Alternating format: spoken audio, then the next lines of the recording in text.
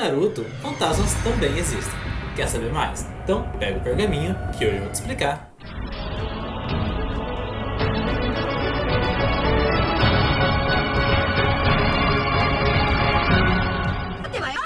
E aí, gente, como é que vocês estão? Eu sou o Rafa, editor do Aqui Naruto, e no vídeo de hoje a gente vai falar um pouquinho sobre fantasmas, né? Essa daqui, na verdade, é a segunda gravação, né? Estou regravando esse vídeo, porque quando eu fui editar ele, eu simplesmente perdi o arquivo. E a gente vai começar nessa semana os vídeos da série de Halloween. Então, durante o mês inteiro de outubro, eu vou lançar um vídeo por semana, pelo menos, falando um pouquinho sobre as coisas de terror dentro de Naruto. Vou falar sobre fantasmas, sobre quimeras, vou falar sobre monstros, mitologia, né? Então tem bastante coisa pra gente conversar. E eu já comecei falando algumas coisas nas semanas passadas, né? Eu falei um pouquinho sobre Zanami, Zanagi, vou deixar tudo aqui nos cards pra vocês. Então vai estar bem completinho e pra quem gosta de terror, eu acho que vai ser um prato cheio. Então, pra gente não enrolar muito aqui, deixa o like aí embaixo se você gosta do meu trabalho. Se você ainda não conhece ou você está acompanhando e ainda não é inscrito, se inscreve no canal, que eu tenho certeza que você não vai se arrepender para poder receber cada vez mais vídeos, mais e mais e mais e mais. E não dá pra ficar enrolando muito aqui, a gente tem muitos fantasmas pra falar daqui pra frente, então bora pro vídeo. Bom, vocês sabem que não é incomum a gente ver fantasmas, espíritos dentro da obra de Naruto, né? A gente vê isso muito em algumas técnicas específicas. Não só em técnicas de Tensei Ninjutsu, mas a gente vê isso também em alguns momentos específicos da obra, né? Mas eu vou trazer algumas técnicas aqui que pode te lembrar um pouquinho mais dos espíritos. Não é algo tão assustador assim de início, mas depois talvez você possa ficar com um pouquinho de medo, né? Porque começar a lembrar e talvez até fique triste por lembrar de um personagem ou outro que se foi.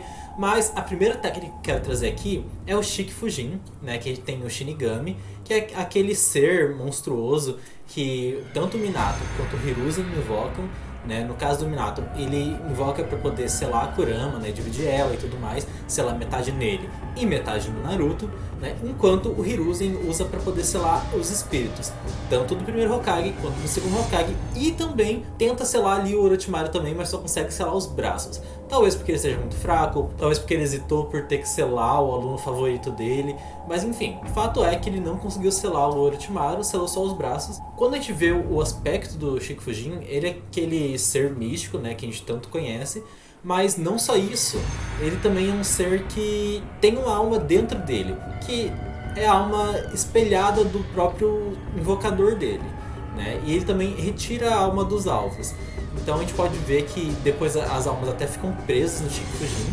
O Orochimaru mais pra frente foi lá e tirou essas almas de dentro do Shikifujin, né? Então ele tirou tanto o Hiruzen quanto os braços dele. Os outros 3 Hokage foram selados, né? Inclusive o Minato, que eu falei lá antes, né? Então a gente tem todos esses selados, mas que a gente viu eles como almas, né? Como espíritos ali. Então foram alguns dos fantasmas que a gente teve acesso ao longo da obra. Ah, que vontade de morrer de novo! Seguindo ainda essa linha de raciocínio, a gente tem o Edo Tensei, que é aquela técnica que foi desenvolvida pelo segundo Hokage, né, o Tobirama Senju, e que foi usada tanto pelo Orochimaru quanto pelo Kabuto. E é uma técnica extremamente poderosa, que você usa um sacrifício de alguma pessoa e o DNA de outra, e você transforma aquela pessoa em alguém que você quer trazer de volta à vida. Se torna um corpo imortal, você tem que selar ele, né, pra poder derrotar ele e tudo mais. E com isso a gente pode perceber, principalmente quando eles estão saindo do corpo, né, quando a técnica é desfeita e tudo mais, a gente pode ver as almas das pessoas sendo liberadas, né? A gente pode ver isso em vários personagens, né,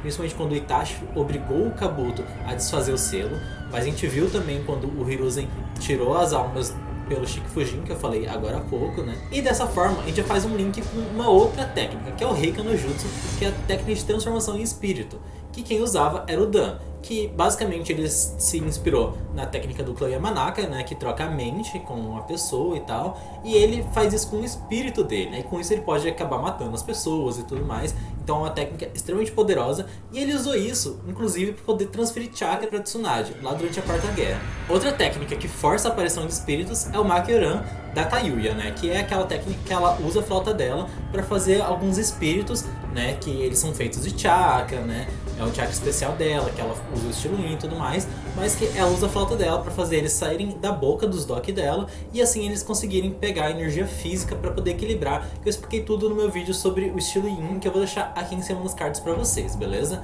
Mas basicamente ela cria alguns espíritos de chakra usando os espíritos desses seres que ela invoca, né, desses Dock, que eu vou falar mais disso em outros vídeos mais pra frente nessa série, mas é uma outra forma de a gente ver alguns tipos de espíritos também. Mas deixando essas técnicas um pouquinho de lado, a gente pode falar de algumas aparições dentro da obra. A gente tem alguns episódios ou momentos especiais, como por exemplo, 2 Omax, onde alguns personagens mortos aparecem. E esses personagens eu me refiro ao Hayate e ao Hiruzen. E o que acontece? Em um deles, né, a Sakura e o Naruto estão ali num festival, e o Hiruzen aparece, depois o Hayate aparece e eles se assustam e tudo mais.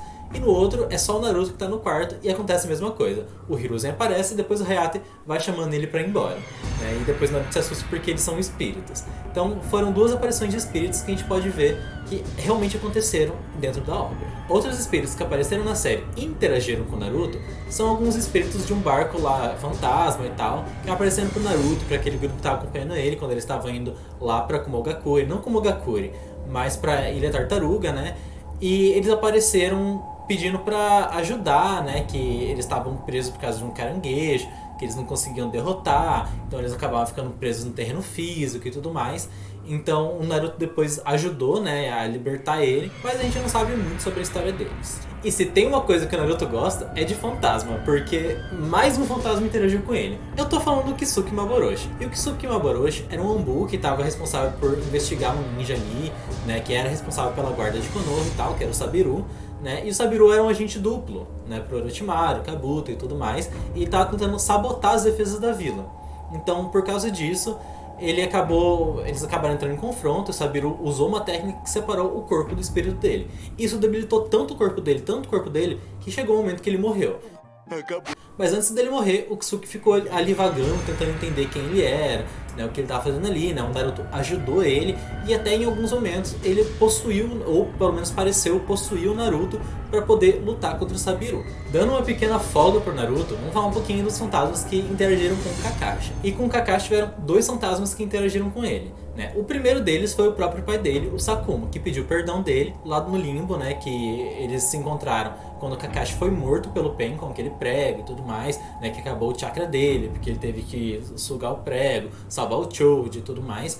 Então ele acabou morrendo e lá ele se encontrou com o pai dele, que era o fantasma do pai dele, né, que já tinha morrido há muitos anos.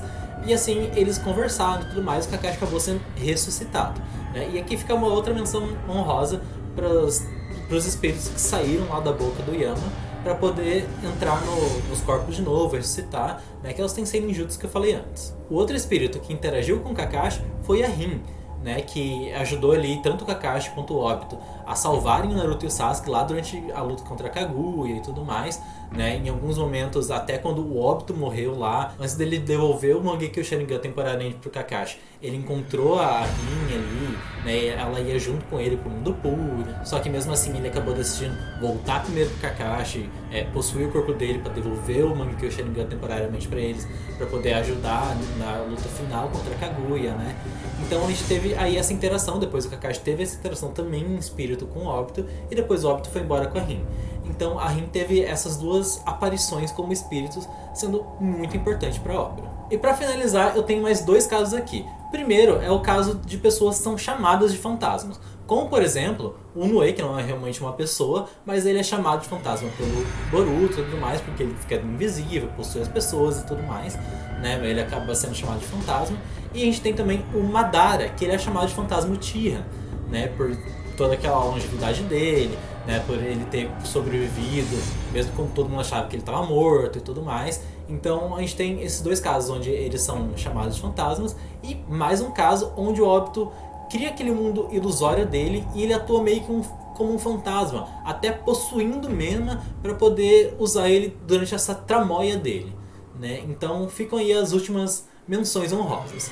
E é isso que eu tinha para trazer para vocês, gente. Espero que vocês tenham gostado muito desse vídeo. Eu tô muito feliz por conseguir trazer esse vídeo. Como eu disse, não é a primeira vez que eu tô gravando esse vídeo, mas enfim, espero que tenha dado tudo certo.